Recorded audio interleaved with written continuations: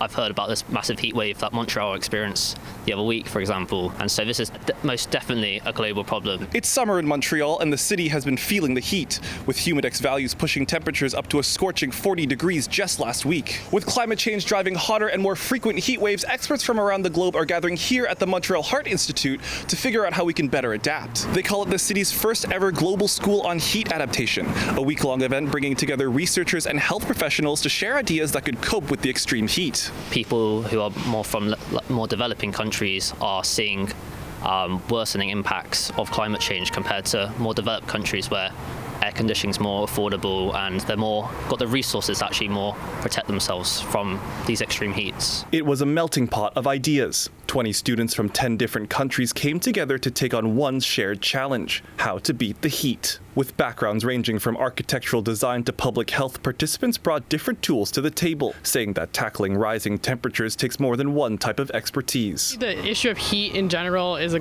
global climate issue, and then how do we translate that to health and public, and then also policy to make sure that people are getting the right advices. PhD candidate Yulin Lee from the University of Hong Kong works to design public spaces that are adapted to extreme heat. He says teaming up with experts from other fields helps make those designs more effective. It's important for me to understand what they are doing with their models. Well, for them, it will be also important to know the challenges I face in the real world so that they calibrate their models and to meet our needs. At the center of the conference lies its crown jewel, the heat chamber at the Montreal Heart Institute, capable of reaching temperatures as high as 80 degrees Celsius. It's used to study how the body reacts to intense heat, but researcher Daniel Gagnon says it's more than just the science. Participants are scheduled to observe demonstrations and even step inside the chamber, an experience he hopes will inspire new ideas for those attending. Who knows, maybe it's something that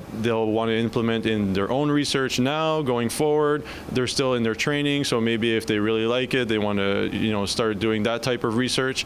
And maybe it's just trying to better understand each other and how we do things. Gagnon says that sharing knowledge and perspectives is at the heart of the conference, and only by collaborating globally can we find strategies to combat severe heat. If we really want to talk about heat adaptation, we need that different perspective from different disciplines, but also from different experiences from where we come from or where we live. In Montreal, Zachary Cheung, City News.